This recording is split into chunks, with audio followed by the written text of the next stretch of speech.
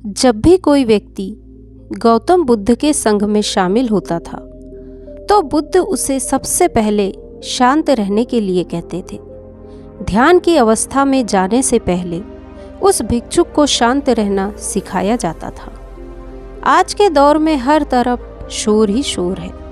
इसकी वजह से दिमाग में तनाव पैदा होना लाजमी है। ऐसे में अगर आप हर रोज कुछ देर मौन रहने का अभ्यास करते हैं तो इससे आपके तनाव पैदा होने वाले हार्मोन्स के स्तर में कमी आती है।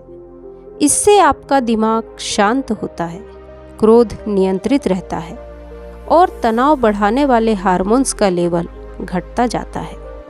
आज के इस वीडियो में हम जानेंगे कि किन मौक़ों पर हमें शांत रहना है और किन मौक़ों पर हमें बोलना है और शांत रहने से हमारे अंदर क्या बदलाव आ सकते हैं। तो चलिए आज की कहानी शुरू करते हैं। संध्या काल का समय था। महात्मा बुद्ध अपने सभी शिष्यों को बुलाते हैं और कहते हैं, कल सुबह सभी लोग नदी में स्नान करने के बाद तुरंत हमारी कुटिया के सामने उपस्थित हो जाना। सभी शिष्य हैरान रह जाते हैं कि हम लोगों ने कुछ गलती की है क्या, लेकिन खुद से शिष्य कहते हैं कि हो सकता है कि गुरुजी कल सुबह कुछ अच्छी बात बताने वाले हैं।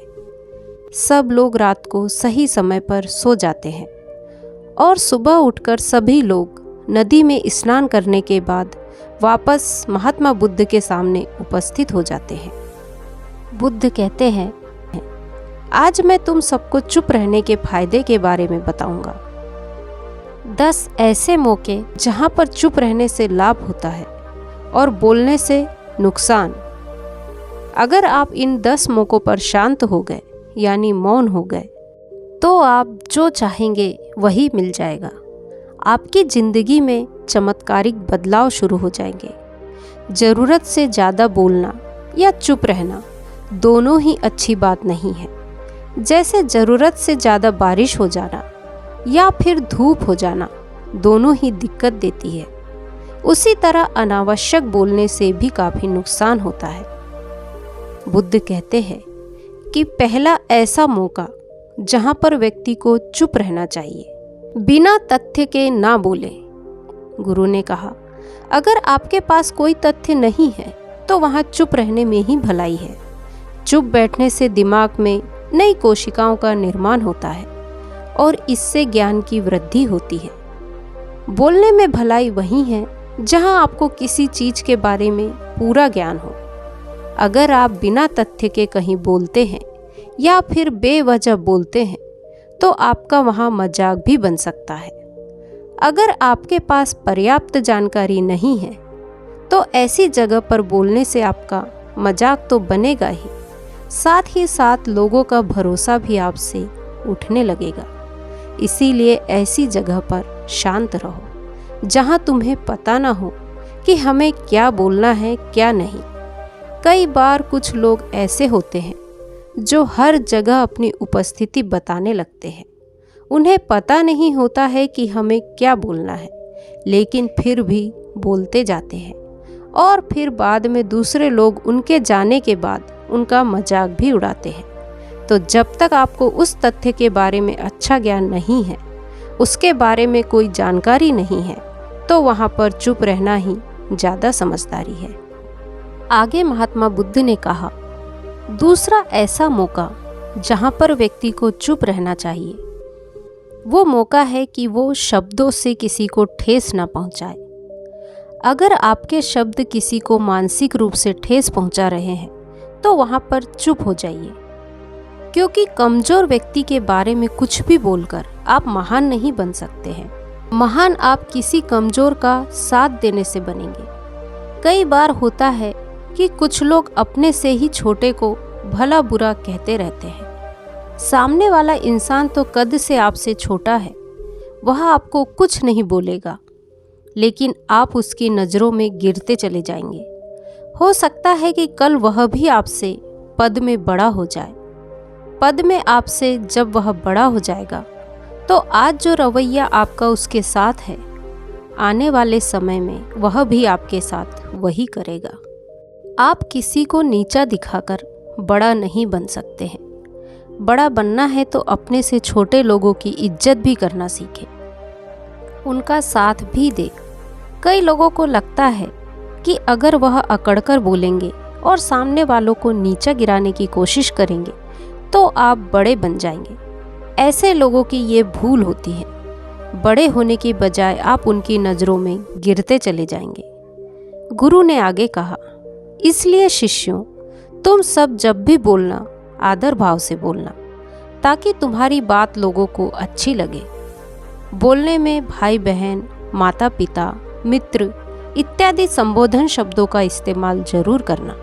इससे तुम्हारी मान प्रतिष्ठा तो बढ़ेगी ही, साथ ही साथ लोगों की नज़रों में तुम समझदार व्यक्ति बनते जाओगे।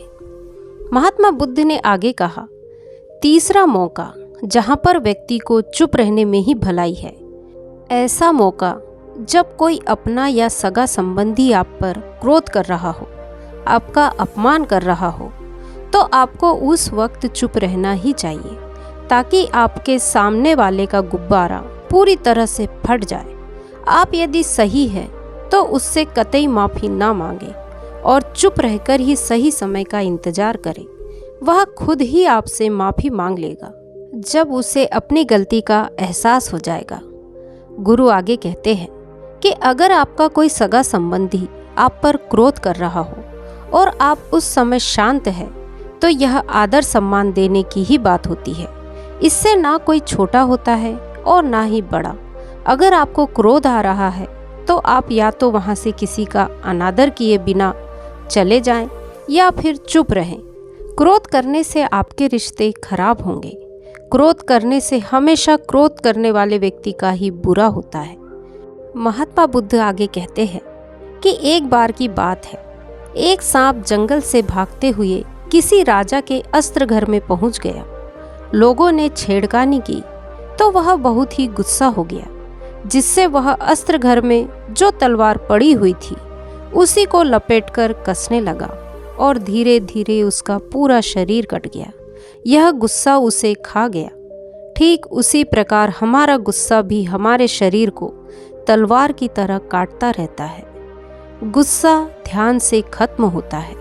प्रतिदिन अगर आप ध्यान की मुद्रा में बैठते हैं तो आपका गुस्सा आपके नियंत्रण में रहेगा।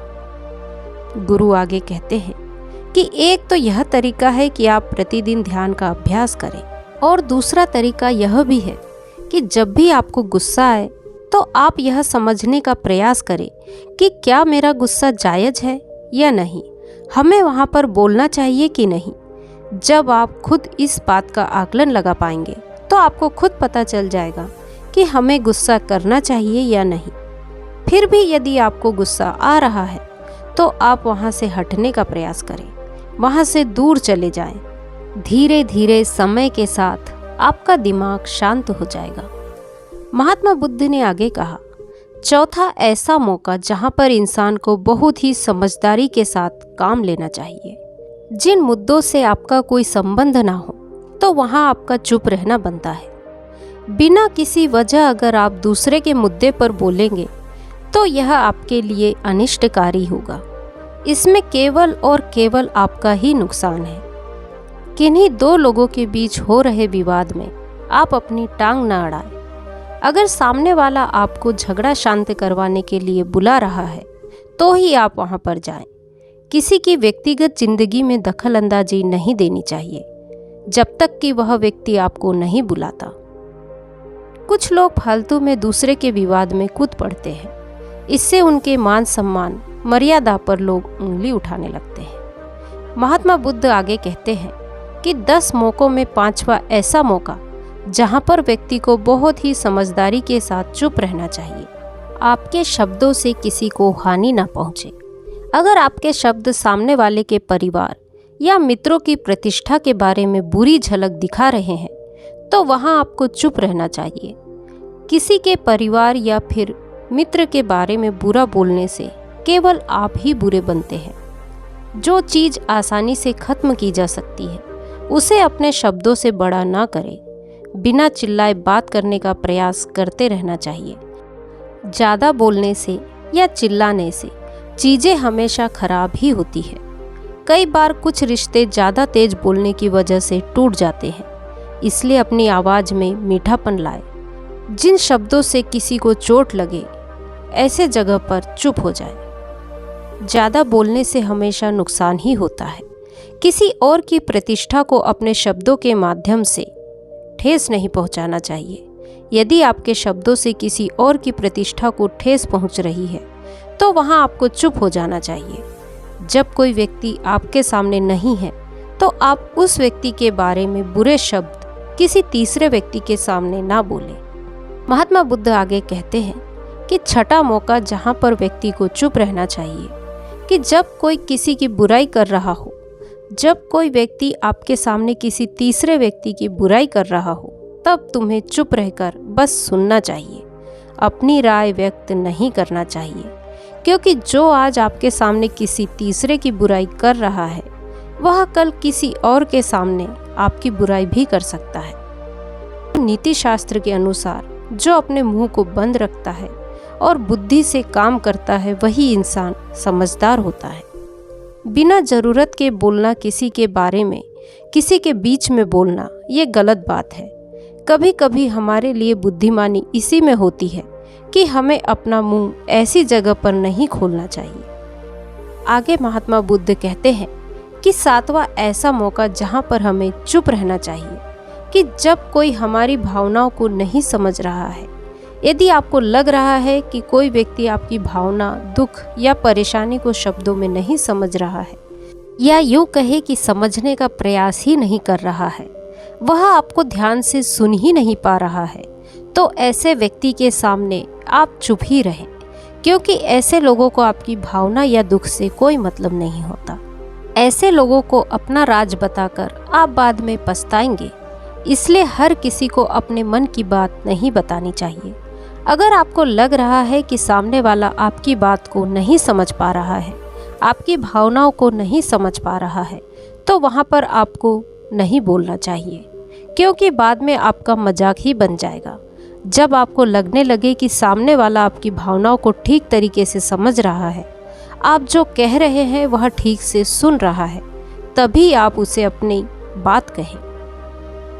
गुरु आगे कहते हैं, आठवां मौका जहां पर आपको चुप रहना चाहिए, जब कोई इंसान अपना दुख व्यक्त करे। यदि कोई इंसान अपने दुख या परेशानी को आपको बता रहा है, इसका मतलब यह है कि वह आपको अपना समझ रहा है। ऐसे में तुरंत ही उसे समाधान बताने के बजाय चुप रहकर उसके दुख या समस्या को सुने।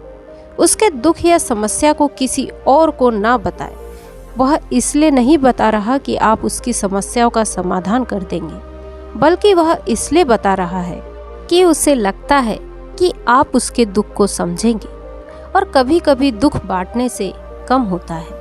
इसलिए जब कोई व्यक्ति अपना दुख आपसे व्यक्त करे, तो आप शांति से उसकी बात को बहुत ही ध्यान से सुने, ताकि उसके दुख को कम करने में आप मदद कर सकें। आगे महात्मा बुद्ध कहते हैं, नौवीं जगह जहाँ पर आपको चुप रहना चाहिए, जहाँ पर दुष्ट प्रकृति के लोग रह रहे हो और गाली गलौज कर रहे हो, तो आप वहाँ पर मत जाइए। ऐसी जगहों से आप चुपचाप निकल जाइए, अर्थात अपनी प्रतिक्रिया दिए बिना आप वहाँ से चले जाएं। क्योंकि जिसकी जुबान खराब होती है, जो दुष्ट प्रकृति के लोग होते हैं, उनको आप ऐसे समय में नहीं समझा सकते। जब उनका दिमाग पूरी तरह से शांत हो जाए, तभी वह आपकी बात सुनेंगे। इसलिए जहाँ पर दुष्ट प्रकृति के लोग हो, आपकी बात को ना मानते हो और ना ही सुनते हो, तो आपको वहाँ पर नहीं बोलना चाहिए और चुपचाप वहाँ से चले जाना चाहिए। महात्मा बुद्ध आगे कहते हैं, 10वां ऐसा मौका जहाँ पर आपको शांत हो जाना चाहिए। अपनी सफलता का राज हर किसी को ना बताएं। कई बार ऐसा होता है कि कुछ लोग जो सफल होते हैं, जो अपनी सफलता को जल्दी अर्जित कर लेते हैं, तो वह हर जगह अपनी सफलता का ढिंढोरा पीटने लगते हैं। ऐसे में ये होता है कि कई लोग आपकी सफलता से खुश नहीं होते। अगर आप अपनी सफलता का जबरदस्ती लोगों में ढिंढोरा पिटवा रहे हैं, तो लोगों की नकारात्मक ऊर्जा आपको प्रभावित कर सकती है। जब आप सफल होंगे तो सबको पता चल ही जाएगा कि आप सफल हो गए हैं। उसका ढिंढोरा पीटने से कोई मतलब नहीं। आगे महात्मा बुद्ध ने कहा, शिष्यों, आज के लिए बस इतना ही। अगर तुम सब मेरी इन 10 बातों को अपने जीवन में अपना लेते हो तो तुम सब काफी हद तक परेशानियों से बचे रहोगे। यहाँ से जाने के बाद मेरी ये बातें आपके जीवन में किसी वरदान से कम साबित नहीं होगी। तो दोस्तों, आज का वीडियो यदि आपको पसंद आए तो वीडियो को लाइक, शेयर, कमेंट करें और मेरे चैनल को सब्सक्राइब करें। नमो बुद्धाय।